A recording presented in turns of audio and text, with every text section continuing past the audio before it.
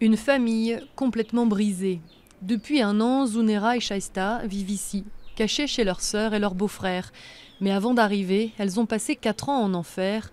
Emmenées à Dubaï par une voisine qui leur promettait du travail en tant qu'esthéticienne, elles se sont retrouvées dans une maison close sous la coupe de cette même femme, Aïcha.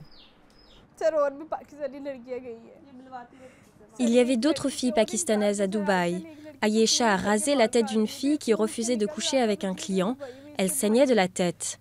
Elle l'a prise en photo, nous a montré la photo et nous a dit « Si vous refusez aussi, je vous ferai bien pire ».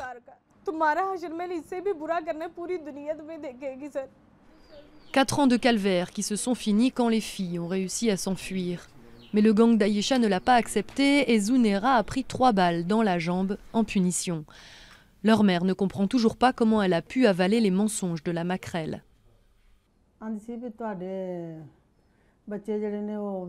Aïcha nous disait « Si je vous donne l'argent, vous allez le gâcher ou bien il vous sera volé. Je garde l'argent avec moi pour le mariage de vos filles, je leur achèterai des terrains et des maisons. » Elle nous a fait rêver, nous lui faisions confiance, nous n'avions pas compris qu'elle se moquait de nous. On estime que chaque semaine, des douzaines de jeunes pakistanaises sont victimes de trafic d'êtres humains comme Zunera et Shaista. Après la violence subie, c'est la honte et le déshonneur qui les attendent quand elles rentrent. Mais cette famille refuse la fatalité et se démène pour faire arrêter les coupables. Première étape, obtenir le soutien des représentants religieux locaux qui ont décidé d'aider les anciennes prostituées. Si quelqu'un jure et se repent sur le Coran, même si vous pensez qu'il ment, la charia dit que vous devez le croire. Si vous ne le croyez pas, c'est vous qui péchez. Voilà ce que dit la loi coranique.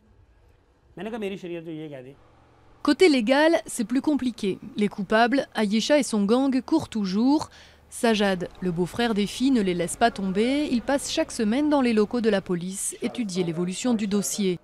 Mais il n'y a pas de collaboration entre les enquêteurs de Dubaï et ceux du Pakistan. Et selon l'avocat des victimes, ce n'est pas le seul frein à l'arrestation des coupables. Au Pakistan, tout le système d'enquête criminelle est paralysé parce que ceux qui devraient faire respecter la loi sont sous le contrôle des hommes politiques, qui sont eux-mêmes élus grâce à l'argent des gangs mafieux, comme celui-là.